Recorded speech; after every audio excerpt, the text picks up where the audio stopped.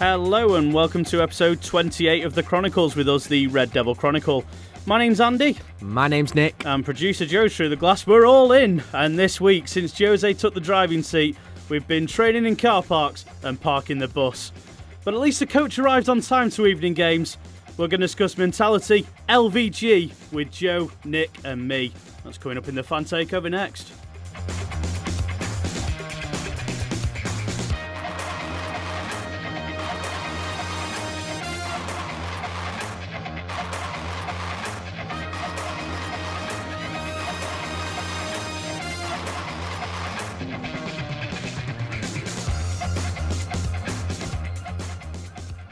I really enjoyed that.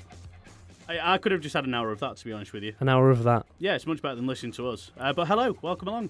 It's Red Devil Chronicle with you. We are the official partner of the Stretford End app. Download from your app store now.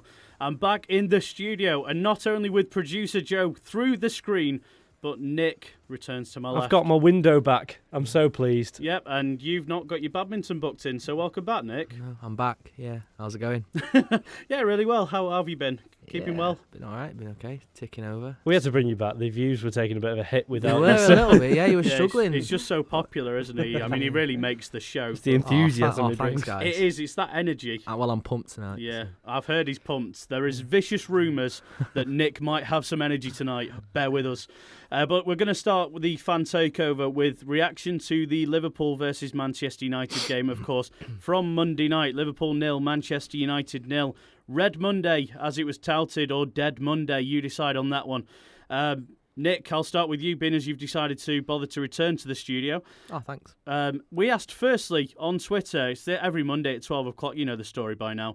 Louis van Gaal, we believe, was able to set us up like that in the big games. So we asked the fans of Twitter, is Jose taking United forward in the bigger games? And, well, the majority was yes, Jose is. No. 74% said the fans.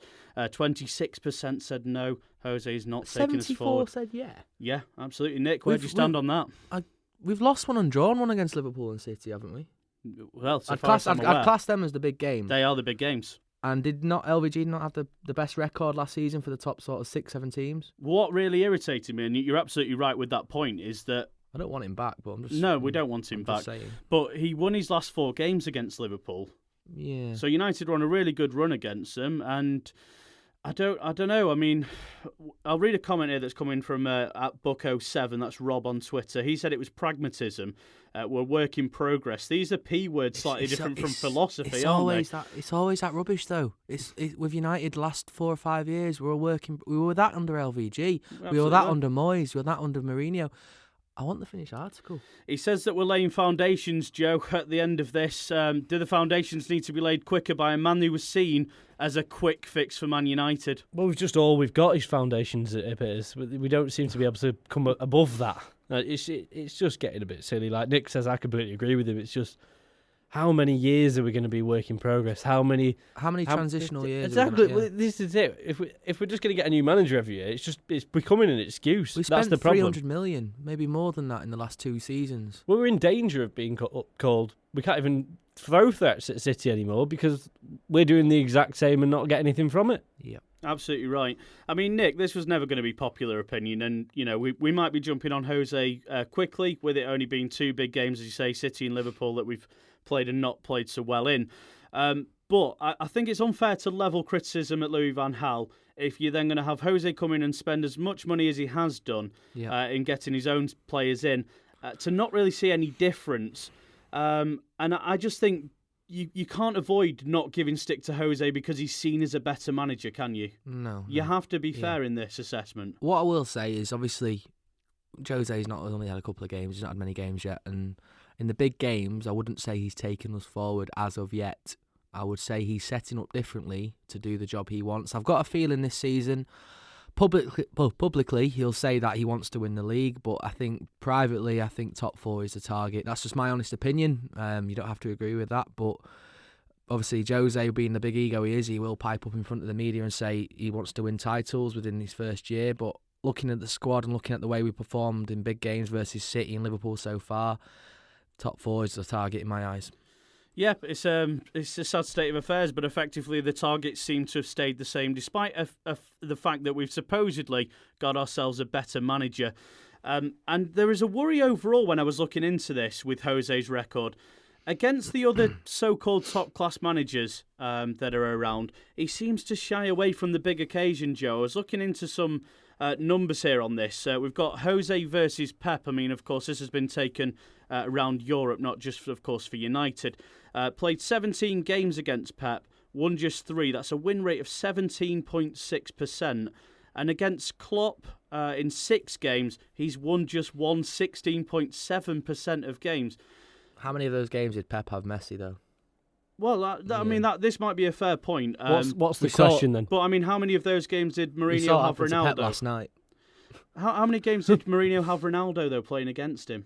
True, but so what's the question? The worry for me is that I think Mourinho is shying away from the big occasion. I think in the big games, I think he, rather than going forward and thinking what can we do to destroy teams, I think it's more about what he can do to nullify other teams. What I was do trying you to agree do with that? before the game, before this podcast, sorry, I was just trying to find the best bus sound effects, but I couldn't do it for you. I'm sorry, I've let you all down. Just a reverse beep would have done it. Yeah, but no, you know what? Is it the worst place? Is it the worst thing to do? I mean, he did it. He won the league with Chelsea doing that. he beat them Arsenal 6-0 one season as well. Yeah, but I'm also saying it's kind of the age-old question that we've been asking since we very first started. What do the fans want more? Do we want a trophy, or do we want exciting football? And that. Can we not have both? Are we being too greedy? Yeah, but the foundations have to be put in place, Andy. So. I think the way What's your F's and P's? the way Jose looks at our games this season now, I think he believes that if we can say draw against the likes of Liverpool, City, Chelsea, Arsenal, and then we can beat all the likes of Hull, Swansea, Bournemouth, we'll be right up there. And I think maybe Nick will win against the bigger teams later end of the season, but I think he's that. Early on, I think that's what he believes. He would just beat the little teams and get a point, just don't get beat by the bigger ones. I mean, if we're looking at the positives then, Nick, I mean, if he can make Old Trafford a fortress then, again, win his home games, and maybe try and be a little bit more cautious against the so-called bigger teams in the league, but perhaps win against the teams that so often undo your title runs, would that be enough, do you think, to win against the games, to win the games you should be winning? And then maybe nick a draw, the occasional win against teams that definitely, that are because more rivals. You have to think, in the league currently, United should be beating 15, 16 teams, and if that's 3 points, that's a lot of points. So if we get the odd win against the bigger teams and only draw against them when we don't get the win, that's a lot of points at the end of the season. So yeah, we'd be right up in the top 2. I mean, to me, it's almost like Mourinho was playing with the fans on Monday night. I mean, when we saw the team sheet, Nick, I know we spoke about it on Monday night. It was almost like he put a starting lineup out there that worried the fans. It was like a huge sigh from Manchester, wasn't it? There was, yeah. Young and Fellaini particularly in there were always going to be 2 players that were going to be looked upon. But it was almost like he picked that team to get the fans thinking the worst, and then the fact that we picked up a draw felt like a bonus in the end. That's sort of how it felt to me. I've never seen, for quite a while now, I haven't seen a United player play as well as Ander Herrera did. He was sensational. If he would have scored a goal, that would have been a 10 out of 10 performance. That was a 9 out of 10. I've not seen that for a long time in United's midfield. We'll talk about it later on, but obviously I told you I was disappointed with Pogba and Zlatan. I thought they were very poor. But Bailey was brilliant. De Gea was sensational, like you said, and obviously Herrera was brilliant as well. Yeah, I mean, if we're talking positives before we go on to the next point about sort of a change in the mentality, Joe, with regards to Ander Herrera, you know, Nick brings up the obvious there. I mean, he was a star on the evening. Essentially everything that you wanted from a midfield performance in Manchester United. Is that what we've been missing, that sort of drive and commitment, as well as talent mixed with it? Have you seen a midfield performance like that in a long time for Man United? No, but again, we've seen one-off performances from Herrera in the past where he's shown these moments of brilliance. It's whether he can keep it up for a season, because he has to fight for his place at the end of the day, and he has to. He's been there long enough to earn a place, I'd say. He's got enough talent about him to probably deserve to start every week, but it's whether he kind of can. I mean, you saw him towards the end of the Liverpool game. He did start to tire, and the Messi kind of bobbling around between his feet came back a tiny bit, I won't criticise him at all because he did run that midfield, but I don't know if he's got enough about him to do it for the whole season. I would love to see it every day, but is it just because he needed to step up, and it's a bit of pressure that kind of matters out the squad on Monday night? Was it his time to kind of try and secure that place? I don't know what it was, but hopefully for the rest of the season he can. Whether I think he can do it, I don't. I mean, there was something there, as you say, and you do see these glimpses occasionally from Herrera to suggest that he could do it longer term. It's just not quite happened on a regular enough basis. And I wonder sometimes if that's down to mentality. I think manager. Within the players. You're thinking more manager? Yeah, because if you remember, the last time I saw Herrera play that well was away at Chelsea about a few seasons back. Yeah, as a sort of defensive midfield. Yeah, he played brilliant, and I think the next game he was taken out. And you can never build momentum in that sort of situation. So I don't think he's ever had the chance to really push on and kickstart and have 10 games. He's just played brilliantly now. He's not going to get dropped against Chelsea at the weekend. I suspect he's going to play. I'd be very surprised if he didn't. And if he delivers another top-notch performance, I think we could see a long run here with Herrera in the team. Well, I hope so. I mean, he's been left out against Fenerbahce in the Europa League, I think that reason. That's a sensible choice. Yeah. To get him in for the Chelsea game, of course. But I think on that point, Nick, I'll just come back to you on that. Is Mourinho then the sort of manager that will give players time to build momentum? I mean, he's kept Pogba in the side for a long run whilst he builds his fitness.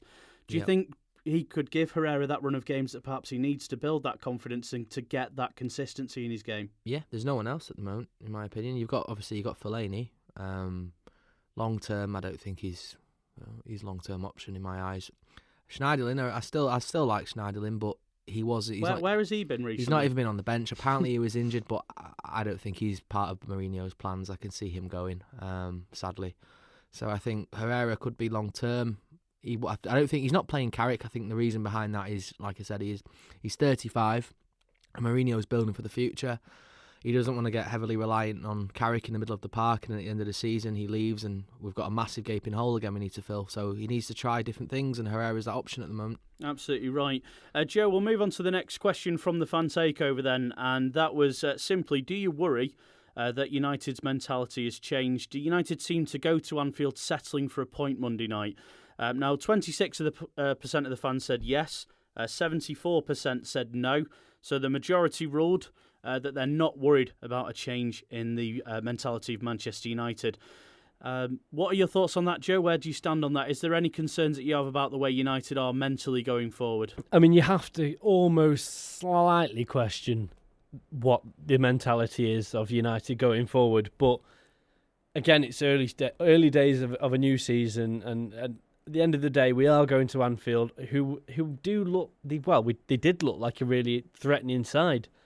So I think the tactics we had to play with that game had to try and kind of quieten down Liverpool and start the game like that. It just seems like we went out, did that perfectly, and just stayed in the same kind of tactic, if that makes sense. There was nothing new came to it. At no point did I think, it's changed up a bit here. It was just the same United playing throughout the whole 90 minutes, whereas it would have been nice to see him the first half an hour, kill the game off, quieten them down, and then start putting players forward and committing them chances. Absolutely the same way that I saw it, Nick, and I don't know what your thoughts were on this, but for me, Mourinho showed that he's not capable of outplaying teams or responding or being reactive to the way that other teams come at us. And as Joe said, Liverpool, prior to the game, and we talked about this at great length, Liverpool coming into the game had carried great form, and we were very concerned about a potential high scorer.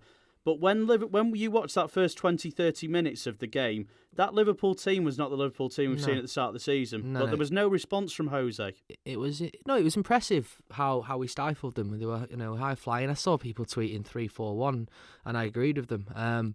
You could see the logic. One thing I will always say, and I think it was from earlier shows when we were being rumoured to get Mourinho in. He works with the tools he's got. If you remember his time at Inter Milan, that team was average at best. He won the Champions League with it. He knew he couldn't outplay Barcelona at the Nou Camp, so he sat back and just counter-attack football. He knew he couldn't, obviously, with the likes of players that he had. So I think it's the same when he was at Real Madrid. He does with what the tools he's got. If he's not got the best players in the world, he'll react to it. Whereas I think LVG, the difference with him was we didn't have a great team, but he was still trying to play this possession-based attacking philosophy that obviously ultimately didn't work, and now It's he's another 50p in the jar, that, Nick. That's still a banned word. Now he's in Portugal. Oh, he's enjoying himself, and hopefully we've got someone on the phone who might be enjoying themselves through the debate now as well. He's been on the show before with us.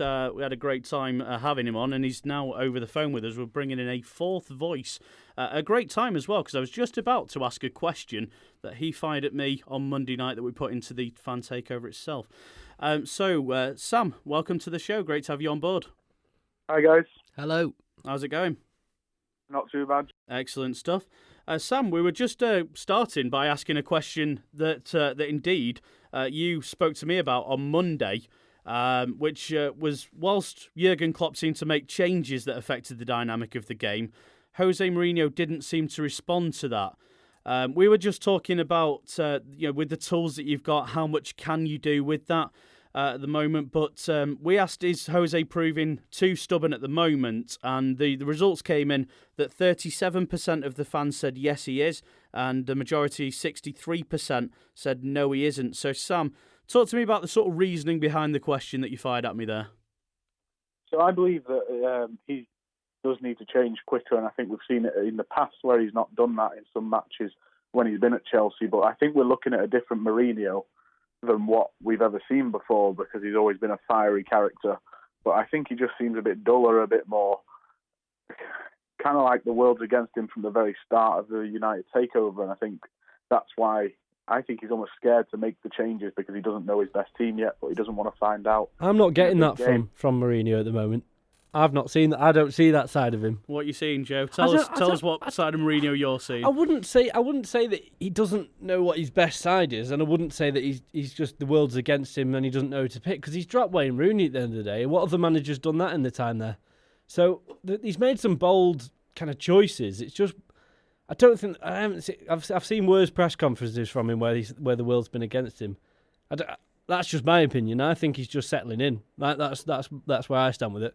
I mean, how long do you give to a manager like Mourinho to settle in, Sam? I mean, we talked about this earlier.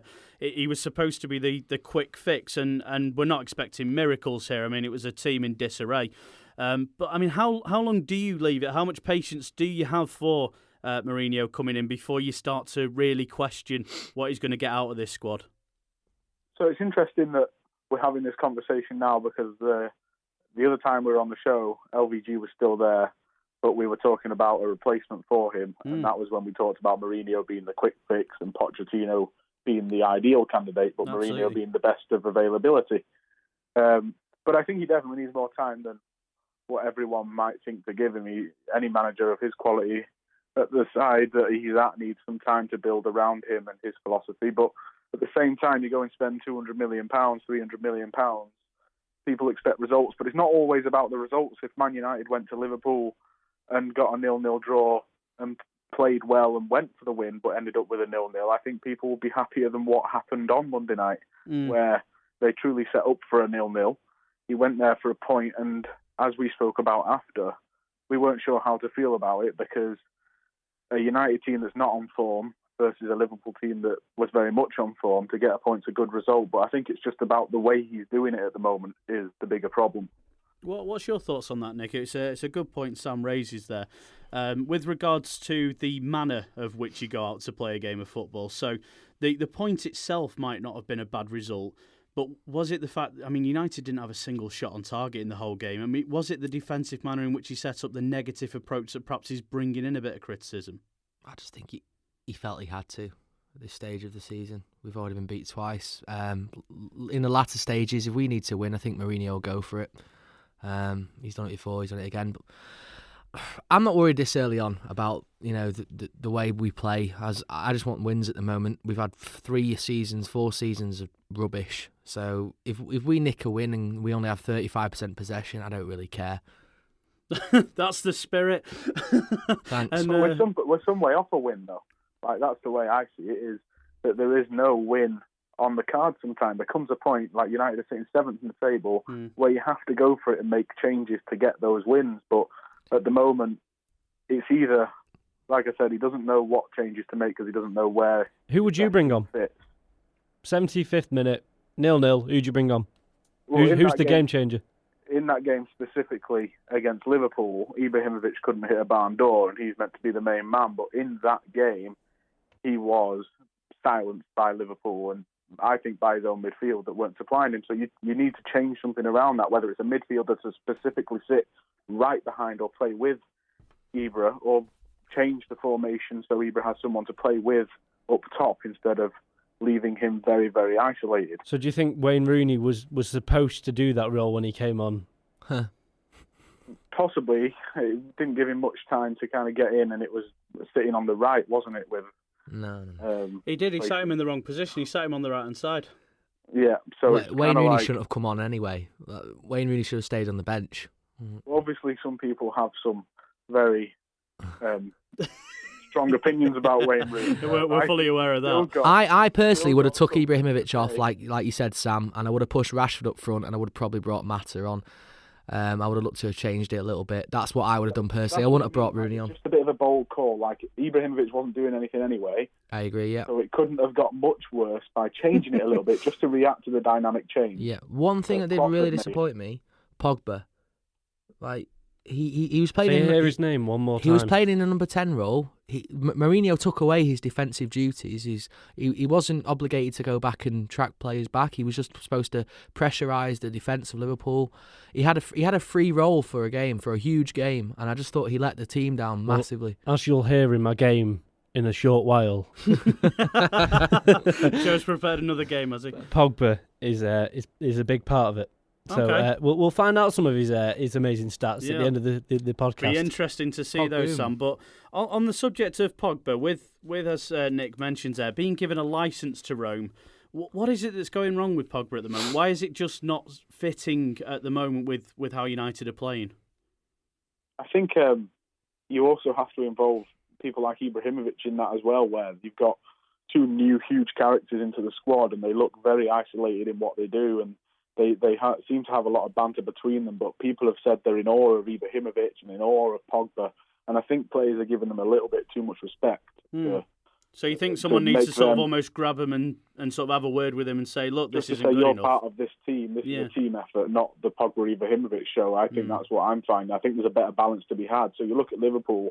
I'm really watching Liverpool play this season just because the balance of their team looks great, even though on paper some of their players look average. Yeah. But just the way they play together. Klopp's had a year to work with them now. Is quite a strong way to play, whereas United at the moment look really, and as you say, Nick, there is a big difference in having that year. Yeah. But it just looks like a team of individuals United at the moment. Obviously, it's painful to watch. We're all going to be critical because that's what fans do. A year down the line, we might be sitting top of the league, playing wonderful football, so I don't want to get carried away. And at this that stage. point, I'll repent. On my deathbed, I will repent. You've only got 12 months left then. I'm hoping so, mate. If the football carries on like this, I will. But all this being said, I mean, Sam, there's been a lot of negativity, and look, we come on this platform to be honest, to pick holes in what's going on, to look at what we can do to improve because we care. But, I mean, there were positives in the game that you saw. There were fears ahead of the game, and we discussed it. Me and Nick discussed it. There were fears of a heavy defeat going into that night, and we did get a point. So, I mean, we asked what was the best part of the result. We gave 4 options, the formational shape being one, tactics being followed, the work rate, and aggression. Now, I mean, it sounds a bit like Robot Wars, that. The tactics being followed won out on this one. 58% of the fans said tactics being followed was disciplined. Yeah, exactly. Yeah. It was a fact that Mourinho got his players to buy into what he wanted them to do. Sam, what was your biggest positive from the point at Anfield? I think aggression and passion. Like, the work rate, I think, dipped, but the first 20 minutes was impressive to watch United finally get at someone. They know what they had to do. So the tactics were good as well, but just that aggression to show a little bit of passion in what is a Northwest derby, where of old it's always been passionate players sent off, and sometimes that's been lacking in the past few years because other things have taken precedent of managers, David Moyes, players and all that, but it's just nice to get back to having a bit of aggression against an old rival. Absolutely right. And Sam, I just want to sort of leave the fan takeover on this really with the conversations that we've been having here. What exactly sort of long term for this season, let's say, what should fans of Manchester United be expecting realistically from Jose Mourinho and his team? Oh, it's a really difficult one. I think I love to put people on the spot. we need to expect a slightly better performance and understand that the Premier League title's probably not going to happen this year, but top 4 needs to happen. And do you think top 4 is realistic based on what you've seen during the first 8 games of the season so far? Not yet. There has to be an improvement across the pitch. Certain players has need to to be more step up. solid. I'm not being funny, but there's not been a shock this year, has there? There's not been a shock team like last year we had Leicester. There's no shock of what's going on in the league. So really, United should be fairly well equipped. Well, the only shock is We're only Arsenal 5 points off the top. We are, but Arsenal still have all 4 wheels on. No, but that's the only shock. It's not been Christmas yet. It's not March. It's not yet. It's top at March and 5th by. I can't wait for the wheels to fall off that. It's going to be hilarious. Sam, before I let you go, though, just a quick one with Chelsea, of course, coming up. I just want a score prediction from yourself just to end to see how you get on. 3-1 United. 3-1 United. Great positivity. It's exactly what I want to see. And, of course, it's this Sunday at 4 o'clock that we'll be playing them. We're going to discuss it next in the weekend preview. But, Sam, appreciate you joining us for the fan takeover. Great to have you on, as always. Hope to have you back in the studio soon. Thanks very much for getting involved. Cheers, guys. Cheers. Bye-bye. Bye. There you go, Sam, regular to the show, big follower of Red Devil Chronicle. If you fancy getting involved in any of the debates that we've had or anything that you see on Twitter, get involved. We're at We Follow United on Twitter. We're also in the comments section below on this video as well. We're going to discuss the weekend preview next. I'm not entirely sure from what Joe's prompted me on that it will be the end of the show. So we'll see how it goes, but we'll discuss that next. It's Stamford Bridge looming and United go there on Sunday. Let's talk about that next.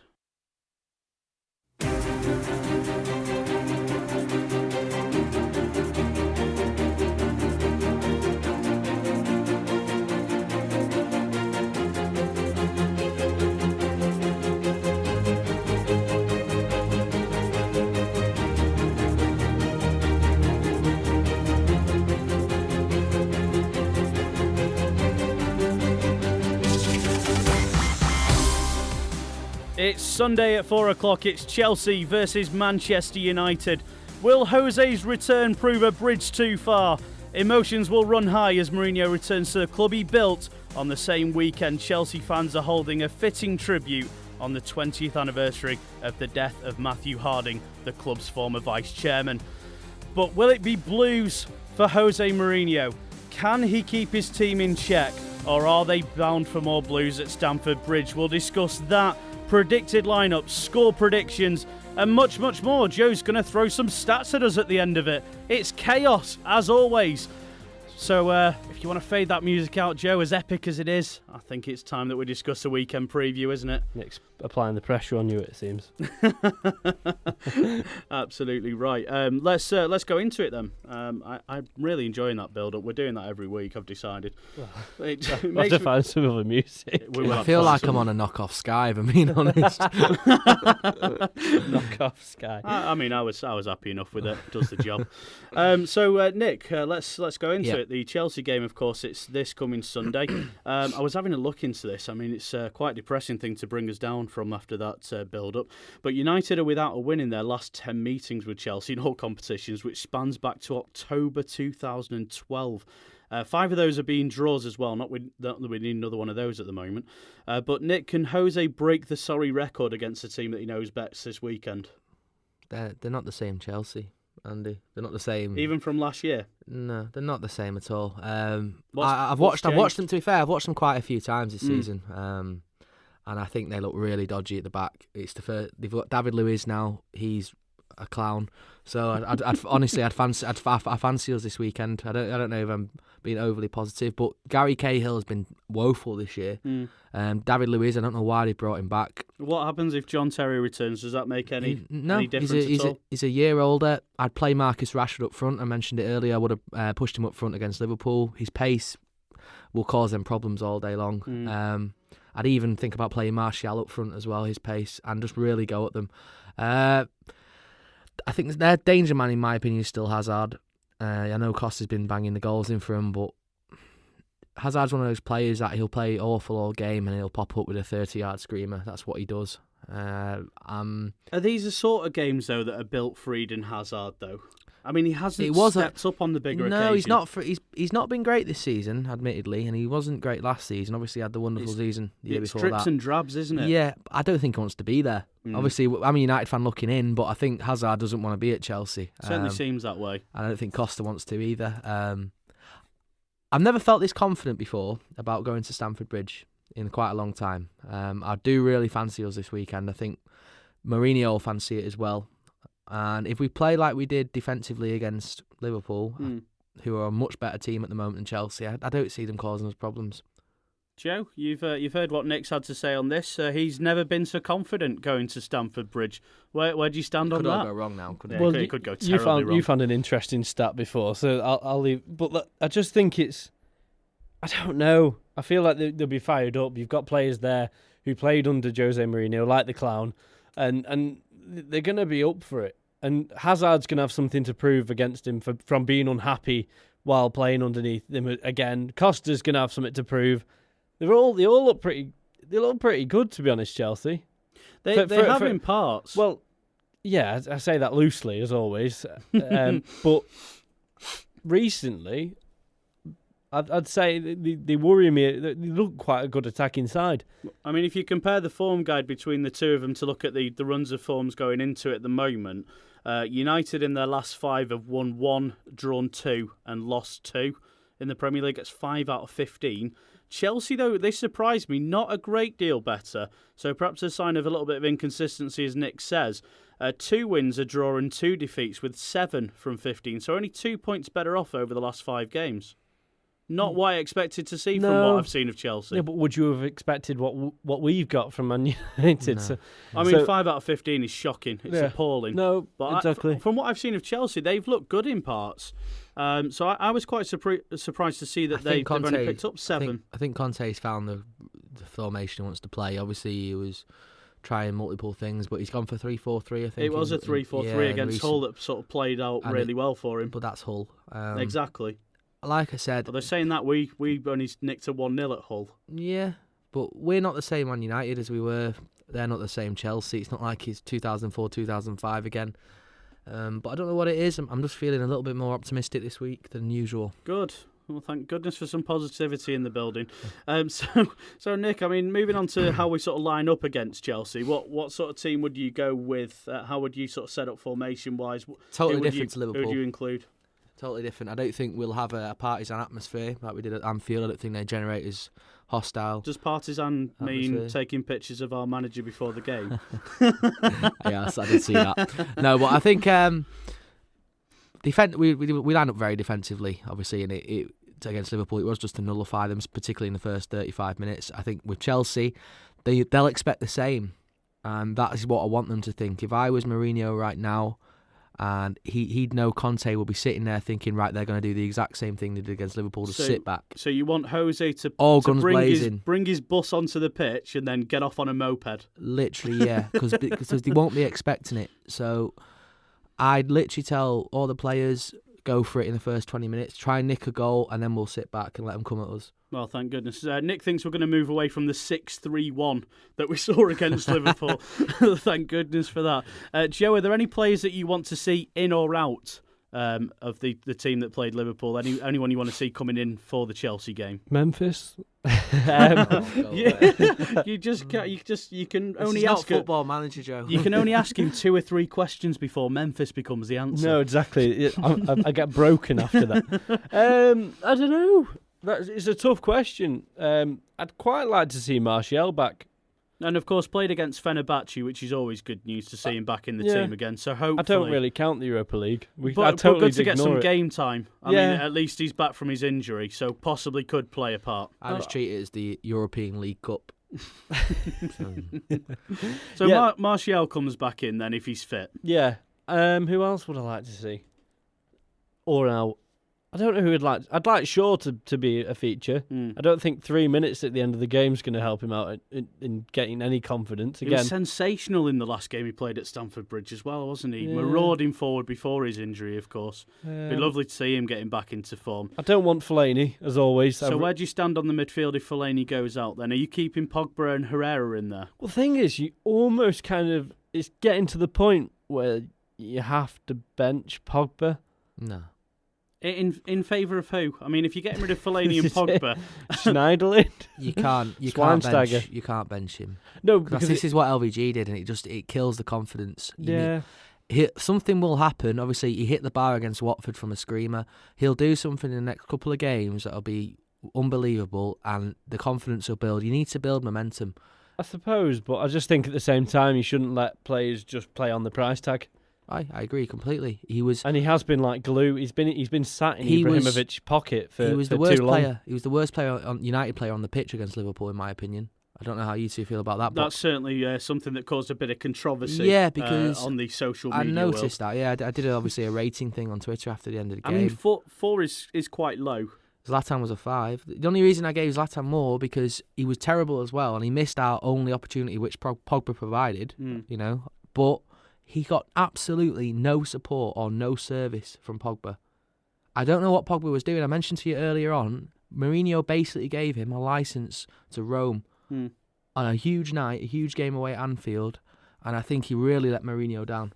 Yeah, no, that's fair comment. I mean, with regards to building up the team then itself, the back four, if we build from the back, as Mourinho likes to, are you keeping that the same so Shaw doesn't come back in for you? No.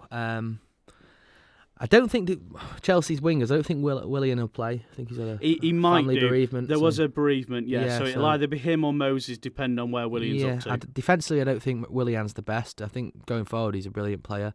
But I wouldn't risk it. I'd still play Blind. I'd rather bring Shaw in at a home leagues game rather than away at the Bridge. But all right, so we're keeping back four the same. Moving into the midfield three then of Pogba, Herrera and Fellaini. Joe wanted Fellaini out. Yeah, I'd agree with that. Are you keeping the other two in? This is like my game last week. It is. Yeah. Only fairer because we can move positions. I'd probably have Pogba with Herrera again. Yeah, and then who would you slot in instead of Fellaini then? Who gets the Mata, in my opinion. Okay. I was surprised he got dropped against Liverpool. So in the three in front of them then, who holds their positions there? Rashford, Martial and Ibrahimovic. So the best three that we have essentially are finally being at played the moment, on the pitch. yeah. Depending on obviously how other players come on this season, I'd like to see eventually Mkhitaryan step up. But obviously, it's not the game to bring him in for, No, is definitely it? not. No. I mean, we'd be interested to see how your sort of opinions on Twitter are on the point of what team lineup is best to face Chelsea. I think we've given you a good indication of where we're at there, and I think it's a good team to put together. I think Juan Mata deserves to be back in there, definitely, and I think the front three really should pick itself. Based on injuries aside, of course. Let's end though this part of the show, the weekend preview, with score predictions. Joe, I'm going to come to you firstly on this. So Chelsea 4:00. So the alarm clock's not set too early for United. So may have woken up for this one. Where do you stand on the score prediction here? Dear me. I don't know. This is a really difficult one. It's probably the hardest one yet. Out of the five. Do you want me to come back to you? Do you need a minute? No, it's all right. I'm not. You see, I can just kind of zone out during these, so I haven't had time to think. I've been producing. Do you enjoy it that much? Yeah. Well, that's a good advertisement. Yeah, I hope the audience enjoys as much. Sorry, as you I'm enjoy actually doing my job as a producer for once. So no, it's fine. You're doing a cracking job thank as you. always. I'm just hiding behind this glass pane. I think United. That was good padding. You see, now I know where I'm at. Now you finally got your score in your head. 1-2. 1-2. Nick, where you at? 2-1 United. 2-1 United. I'm going to have to say something different, so I'm going to say 2-1 United. So we're all agreeing. I think we'll nick it. Personally. I think there's every chance we could nick it. I think it's vital that we do because it almost feels like all will be forgotten about the Liverpool game if we go and get the win against Chelsea. One thing I will say, if Ibrahimovic hasn't got his shooting boots on again around the 60th minute mark, I would look to bring him off and put Rashford up front and just let him run it if Terry's playing. If David Luiz, I think is a red card waiting to happen if you run at him. So there's every chance Terry could return for this. I mean, he is now fit. He was on the bench last week. Big risk to put him in a game like this, and if you get Rashford up front against him... It'll be interesting to see how Mourinho obviously lines up, because... Very interesting dynamic potentially growing to this game, because they're not the quickest at the back. No, and I think playing Ibrahimovic, as good as he is, he hasn't been firing recently, and it'd play into their hands a bit because they know what he's like and they know what he's going to bring to the table, whereas David Luiz coming up against Marcus Rashford... Yeah, writes itself, doesn't it? Headlines are done. Well, that's everything on the weekend preview side of things. Please comment your score predictions. We'll put it as our pinned tweet on Twitter from Friday afternoon. We'll give shout-outs to anyone who manages to get the correct scoreline, and good luck to anyone doing that at the moment with Man United. Do let us know your opinions as well on anything discussed during this part of the show, or of course at any stage of the show.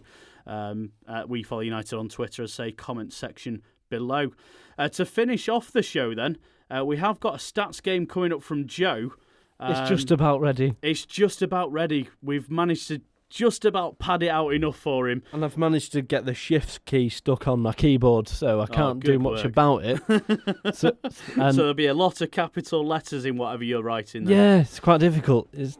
I look forward to seeing your next tweet about this podcast then. It's going to be very loud. Yes, exactly. So we played a game last week, Nick. I don't know if you heard it. You probably don't listen to us, do you?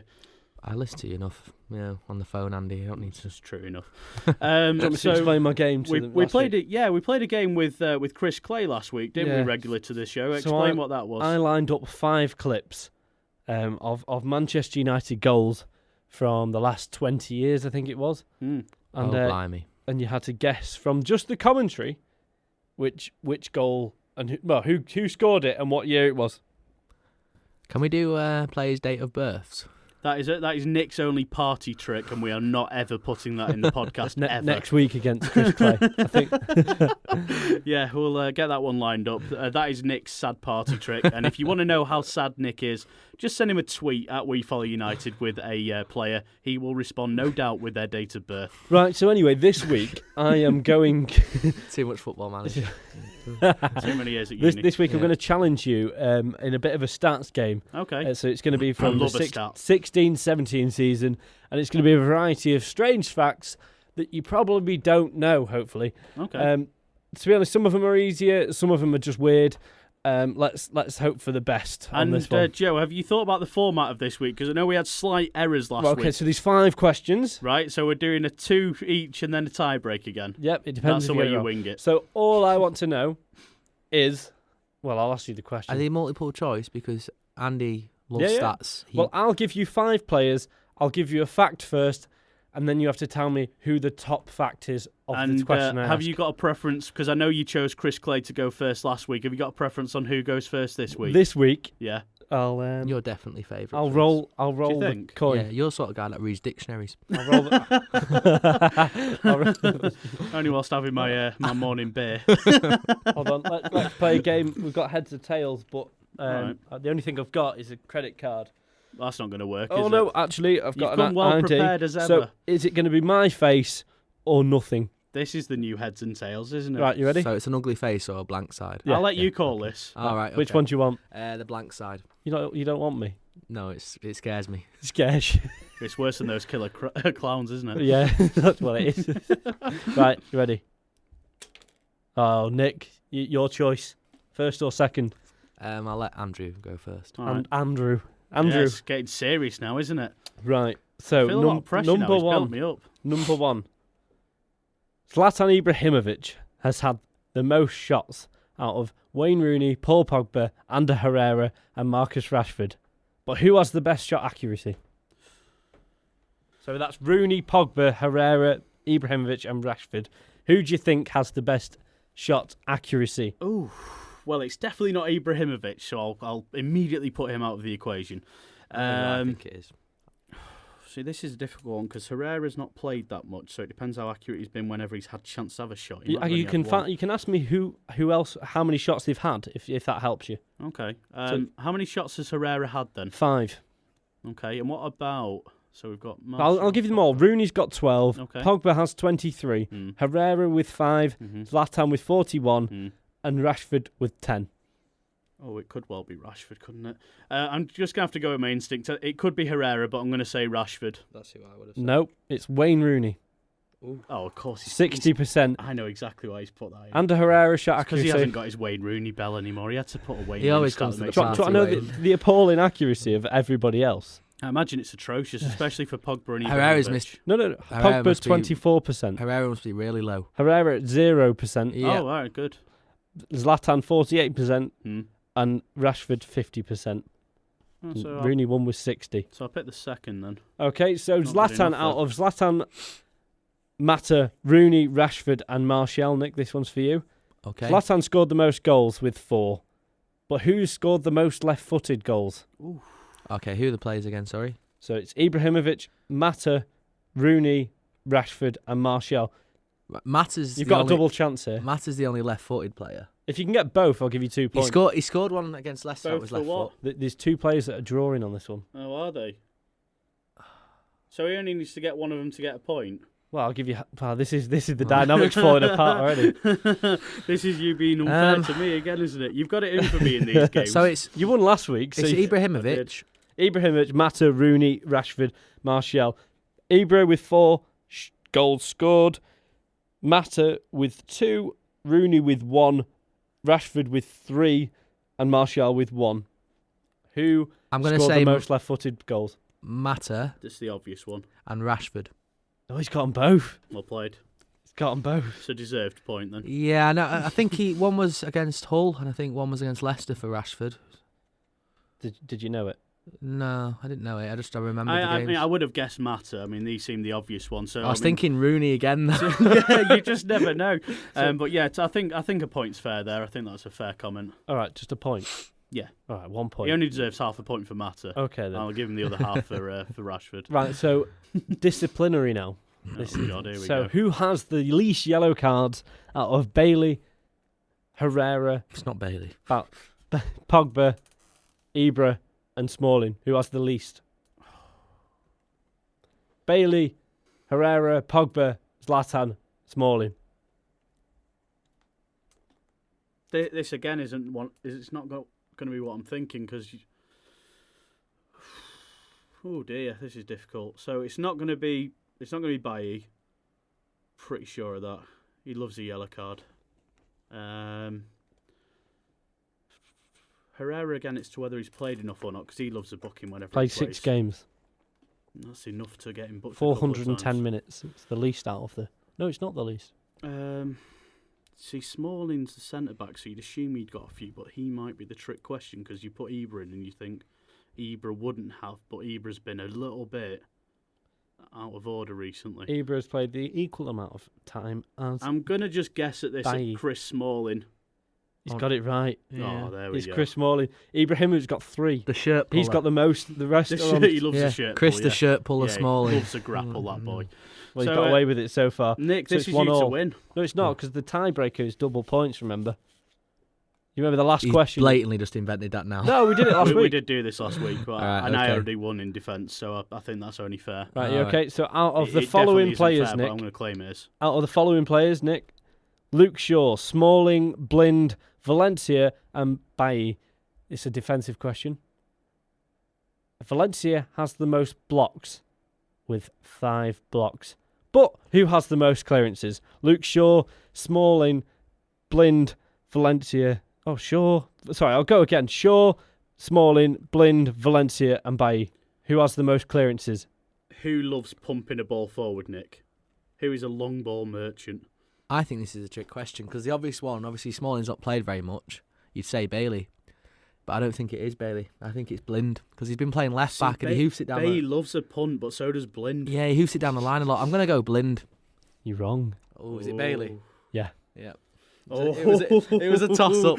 It was, and that means the tie break means a lot now then. Right. So what I'll do for this one, to make it fair, I'm going to check that though, just in case. He's trying to make dramatic effect. the best way... No, He's done it. honest- He's done it though. I don't know how. Things are very heated in this part of the studio, Joe. I've got away with it. So the last one is the most interesting that I thought you'd like. So if you both have an answer and you shout it out at the same time, is that fair? That's fair. So are we playing a sort of nearest the pin then, are we? Yeah, so So I'll the go answer will 3, be a 2, 1, number. and you have to... No. It's a No? name. Oh, okay. So it'll be 3, 2, 1, And shout then a we name. shout a name. Yeah. Okay. Okay? All right. So when you got So your don't name, get- let me know. You can't think or anything. No? Well, yeah, you can have a chat, but you I can think try... we should deliberate this. I I think we think- go for a, Yeah. I think we go Try for a and put each tactical other draw. off. Do you know what? We'll go for Jose. We'll play No, for no, the no. 1-1. Okay. Shall we You're just take the ruining draw my now? game. Let's collaborate. hands and take yeah, the let's draw. No, collaborate. Good game. this is not what You're I the had real planned. loser tonight, Joe. You did not see Jose tactics coming to the podcast. I'm did going you? home. I'm just not bothering. Good game, Andrew. Good game. Yeah, go on. Let's hear it. Let's see what we can do You've for you. ruined, well, there's no jeopardy now, is Don't this? do a Jack Wilshere and tell me I've ruined the game. You've ruined it. You've ruined it. Go on, let's hear it. Doing a Pirlo and telling you stop putting what was it, G-Sun Park on me, ruining the. You ruined it. What an awful night. What was it? Awful 30 minutes of Ferguson. Yeah. The worst 14 minutes of Ferguson's managerial career was putting G-Sun Park on Pirlo. Anyway, sorry, I Love digress. G-Sung. You did. You digressed so Do you far. know what? I think do we you know went what? home Right. and came Other back. note, G-Sun Park. He's at university. I saw that. He's Yeah, studying. I've seen this. This is And incredible. he yeah. plays on the team for Yeah. the university. What a That's like hero. having 4 men on your team. What a guy. And How- with the work rate, it's like having 11. But he doesn't even play for the main team, does he? No. He plays for like what is it? It's like the subject team. I loved that though. I think that's brilliant. I think every player should do that at some point in their career. Sorry, back to the game. Anyway, went on Yeah. a bit of a tangent. Yeah, there we go. Paul G-Sun Park, Pogba, great. Daley Blind, Hmm. Valencia, Mata, Wayne Rooney. Now, Wayne Rooney's the answer. Paul Pogba has created the most chances with 12. But who has the most assists? Wayne Rooney. Who are the players again? Paul Pogba, Daley Blind, Valencia, Mata, and Rooney. Remember, this is just the Premier League. I think I'm going to go Rooney. I think I already know. Yeah, I'm going Rooney as well. There's 2 players. On the same. Yeah. Rooney's one of them. I'd go Mata. I think Matt's the other one. So we both agree. We can't disagree. I think that's the right answer. Yeah. Joe, are we both winners? Right, or are so, we both so in losers? 3, 2, 1, you have to say who you think it is. Okay, 3, 2, 1. Rooney Mata. Rooney Mata. Is it Rooney and Mata? No, you're wrong. Oh dear. You get so- 1 point each. Oh. It was Wayne Rooney, Yeah. but it was Daley Blind. Well, Surely you Daley should know this Blind? from the corners.